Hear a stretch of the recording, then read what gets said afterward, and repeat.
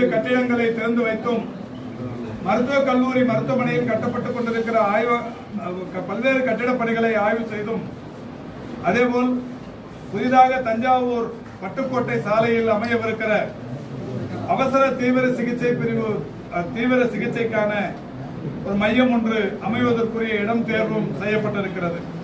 இன்று காலை தொடங்கி நானும் நம்முடைய நாடாளுமன்ற உறுப்பினர் திரு முரசொலி அவர்களும் சட்டமன்ற உறுப்பினர் பெருமதிப்புக்குரிய சந்திரசேகர், பட்டுக்கோட்டை சட்டமன்ற உறுப்பினர் திரு அண்ணா போன்றவர்கள் காலை தொடங்கி இந்த மாவட்டத்தின் பல்வேறு பகுதிகளில் பல்வேறு மருத்துவத்துறை சம்பந்தமான ஆய்வுகளை மேற்கொண்டு வருகிறோம். அந்த வகையில் ஏற்கனவே ஒன்றிய அரசின் சார்பில் ஒரு 4,04,00,000 மதிப்பீட்டில் தஞ்சாவூர் புதுக்கோட்டை நெடுஞ்சாலையில் 2017ஆம் ஆண்டு அவசர கால தீவிர விபத்து சிகிச்சை மையம் ஒன்று அமைவதற்கு 4,04,00,000 நிதி ஒதுக்கீடு செய்யப்பட்டிருந்தது. அது பல்வேறு வழக்குகள் போன்ற காரணங்களினால் இதுவரை நிலுவையில் இருந்தது. தற்போது ஒரு புதிய இடத்தை தேர்வு செய்யும் பணிக்கு சட்டமன்ற உறுப்பினர்கள், நாடாளுமன்ற உறுப்பினர், மாவட்ட ஆட்சித்தலைவர் எல்லாம் இன்று போய் காலை பார்த்து ஒரு இடத்தை தேர்வு செய்திருக்கிறோம். அந்த வகையில் திருக்கானூர் பட்டி என்கின்ற இடத்தில் ஒரு அரசு இடத்தில் அந்த புதிய அவசர கால தீவிர சிகிச்சை மையம் கட்டுவதற்கு நடவடிக்கை எடுக்கப்பட்டது. அது சம்பந்தமான கோப்புகளை எல்லாம் விரைந்து முடித்து நடவடிக்கை எடுத்து ஒப்பந்தங்கள் விட்டு மிக விரைவில் அந்த பணி தொடங்கப்படவிருக்கிறது. அதேபோல் தஞ்சாவூர் அரசு மருத்துவக் கல்லூரி மருத்துவமனையை பொறுத்தவரை இந்த அரசு பொறுப்பேற்றதற்கு பிறகு கேத்தலாப் ஒன்று திறந்து வைக்கப்பட்டது. பெட்சிடி ஸ்கேன் ஒன்றும் திறந்து வைக்கப்பட்டிருக்கிறது. புற்றுநோய் சிகிச்சைகளுக்காகவும் புற்றுநோய் அந்த ஸ்கிரீனிங்காகவும் இருக்கிற அந்த பெட்சிடி என்பது தமிழ்நாட்டில் ஏற்கனவே இந்த அரசு அமைவதற்கு முன்னால் 2 இடங்களில் மட்டுமே இருந்தது.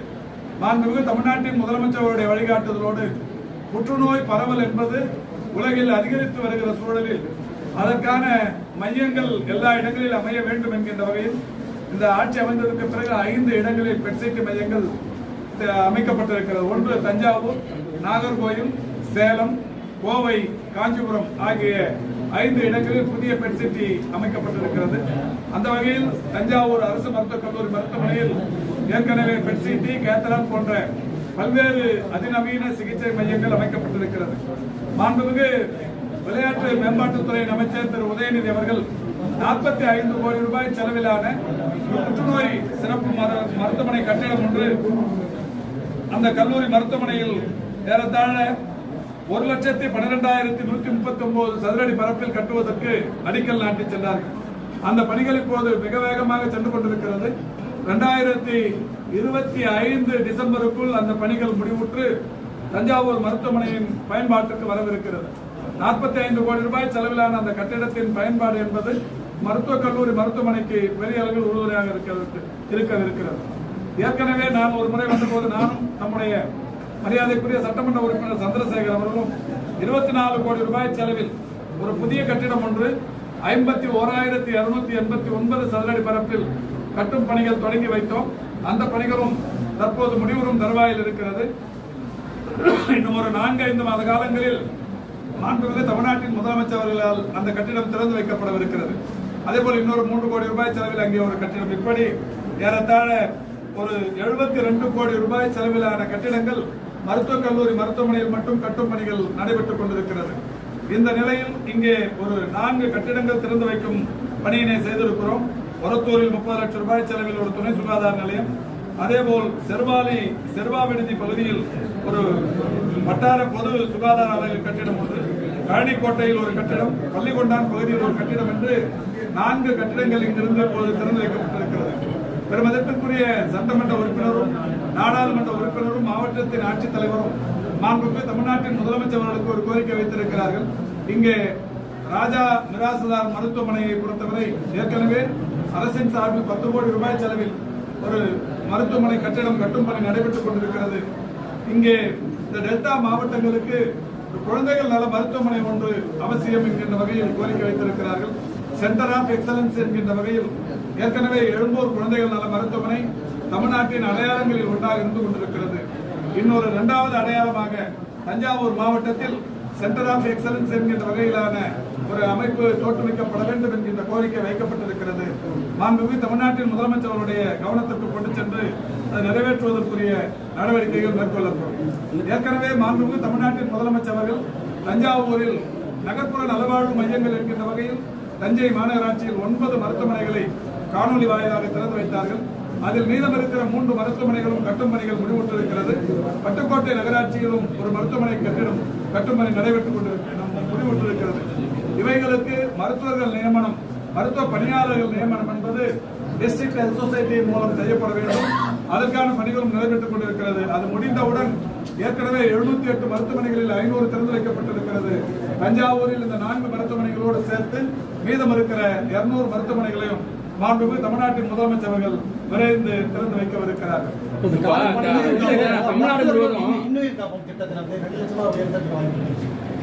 இன்னுயிர் காப்போம் நம்மை காக்கும் 48 என்கின்ற மகத்தான திட்டம் உலகளவில் புகழ்பெற்ற திட்டங்களில் ஒன்றாக இன்றைக்கு இருந்து கொண்டிருக்கிறது. மாண்புமிகு தமிழ்நாட்டின் முதலமைச்சர் அவர்கள் 2021 டிசம்பர் திங்கள் 18ஆம் தேதி நம்முடைய மேல்மருவத்தூரில் அந்த திட்டத்தை தொடங்கி வைத்தார்கள். அந்த திட்டத்தை பொறுத்தவரை இன்னுயிர் காப்போம் நம்மை காக்கும் 48 என்கின்ற அந்த திட்டம் தொடங்கி வைக்கப்பட்ட நாள் முதல் கடந்த 2 ஆண்டு காலத்தில் மிகப்பெரிய அளவிலான வெற்றியினை பெற்றிருக்கிறது. அந்த திட்டத்தின்படி தமிழ்நாட்டில் ஹாட்ஸ்பாட்ஸ் என்று சொல்லக்கூடிய ஒரு 500 இடங்கள் எங்கேயெல்லாம் அதிகமாக விபத்துகள் நடக்குமோ அந்த இடங்கள் கண்டறியப்பட்டு அந்த இடங்களை ஒட்டி இருக்கிற மருத்துவமனைகள், அரசு மருத்துவமனைகளை பொறுத்தவரை 237, தனியார் மருத்துவமனைகளை பொறுத்தவரை 457 ஆக 694 மருத்துவமனைகளில் இந்த சிகிச்சைகள் வழங்கப்பட்டு வருகிறது. இந்த திட்டம் தொடங்கப்பட்டதற்கு பிறகு விபத்துக்குள்ளானவர்களுடைய எண்ணிக்கை, விபத்துகளின் எண்ணிக்கை 2,54,256. இந்த 2,54,256 விபத்துகளில் உயிர் பிழைத்திருப்பவர்கள், அந்த உயிர் காப்பாற்றப்பட்டிருப்பவர்கள் இத்தனை லட்சம் பேர் காப்பாற்றப்பட்டிருக்கிறார். இதற்காக அரசு இதுவரை செலவிட்டிருக்கிற தொகை 221 கோடியே 11 லட்சம் ரூபாய். தமிழ்நாட்டில் இப்ப அரசு மருத்துவமனைகள் குழந்தை கருத்தரித்தல் மையம் தொடங்கி வைக்கிறீங்க. இது மாநிலம் முழுவதும் எல்லா மருத்துவமனைகளும் செயற்கை கருத்தரித்தல் மையத்தை பொறுத்தவரை தனியார் மட்டுமே இதுவரை செய்து கொண்டிருந்தார்கள். மாண்புமிகு தமிழ்நாட்டின் முதலமைச்சர் அவரிடத்தில் கோரிக்கைகள் வந்தது. தனியார் மருத்துவமனைகளில் பல லட்சம் செலவு செய்தால்தான் செயற்கை கருத்தரித்தலின் மூலம் குழந்தைகளை பெற்றுக் கொள்ள முடியும் என்கிற நிலையில் இருக்கிறது. ஏழை எளிய தாய்மார்கள் அப்படிப்பட்ட விருப்பம் இருப்பினும் அவர்களுக்கு அந்த குழந்தை மகப்பேறு என்பது பெரிய அளவில் எட்டாக்கணியாக இருந்தது. எனவேதான் கடந்த ஆண்டு நிதிநிலை அறிக்கையில் சென்னை மற்றும் மதுரை ராஜாஜி மருத்துவமனையில் செயற்கை கருத்தரித்தல் மையங்கள் தொடங்கி வைக்கப்படும் என்று அறிவிக்கப்பட்டது. அந்த வகையில் சுமார் 7 கோடி ரூபாய் செலவில் எழும்பூர் குழந்தைகள் நல மருத்துவமனையில் ஒரு செயற்கை கருத்தரித்தல் மையம் முதன்முறையாக தொடங்கப்பட்டிருக்கிறது. இந்தியாவிலே அரசு மருத்துவமனைகளை பொறுத்தவரை டெல்லி, உத்தரப்பிரதேசம், சண்டிகர் போன்ற 3 மாநிலங்களில் மட்டுமே செயற்கை கருத்தரித்தல் மையங்கள் அரசு மருத்துவமனைகளில் இருக்கிறது. ஆனாலும் ஒரு சிட்டிங்குக்கு அவர்கள் வாங்குகிற பணம் 2.5 லட்சம் ரூபாய். ஒரே சிட்டிங்கில் செயற்கை கருத்தரித்தல் நடைபெறுவதில்லை, 2-3 என்று ஆகும். எனவே ஒரு 7-8 லட்சம் ரூபாய் செலவு செய்தால்தான் ஏழையாக இருந்தாலும் குழந்தை பெற்றுக் கொள்ள முடியும். ஆனால் மாண்புமிகு தமிழ்நாட்டின் முதலமைச்சர் அவர்கள் இந்தியாவில் அரசு மருத்துவமனையில் வேறு எங்கும் இல்லாத அளவுக்கு 1 ரூபாய் கூட செலவில்லாமல் இலவசமாகவே செயற்கை கருத்தரித்தல் மூலம் குழந்தை பெற்றுக் கொள்ள வழி செய்ய வேண்டும் என்று அறிவுறுத்தினார்கள். அந்த வகையில் முதல் மையம் திறந்து வைக்கப்பட்டிருக்கிறது. இதனுடைய பயன்பாடு, இதில் ஏற்படுகிற அந்த அனுபவங்களை வைத்துத்தான் அடுத்தடுத்த மருத்துவமனைகளை திறக்க முடியும்.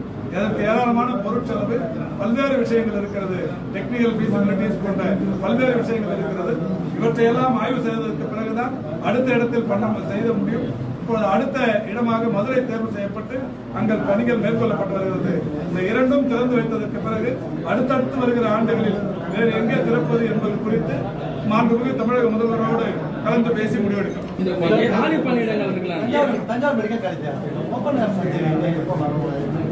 அதற்கான கட்டமைப்பு நிறுவப்பட்டு விட்டது. இப்ப அது சம்பந்தப்பட்ட துறை அலுவலர்களோடு பேசிக் கொண்டிருக்கிறோம். மிக விரைவில் வருது. காலி பணியிடங்களை பொறுத்த வரைக்கும் நிறைய பேசிட்டேங்க, கூட பேசியிருக்கிறேன். எல்லா பணியிடங்களும் நிரப்புவதற்குரிய நடவடிக்கைகள் எடுக்கப்பட்டன.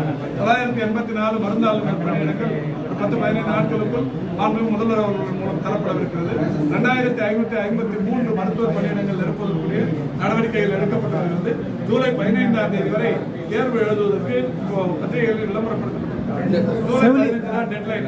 அதுக்கப்புறமா வந்து அதுல தேர்வுல கலந்துக்கிறவங்கள அதுக்கப்புறம் சர்டிபிகேட் வெரிஃபிகேஷன், கம்யூனல் ரொட்டேஷன் இதெல்லாம் முடிச்சு அவங்களுக்கு வந்து பணியாளர்கள் தரும். சார், முதலமைச்சரோட காப்பீடு திட்டத்தை வந்து இல்ல தனியார் மருத்துவமனை ஏற்க மாட்டாங்க. இல்லைங்கோ கையை விட்டுறேன். இப்ப இயற்கை மருத்துவம் என்பது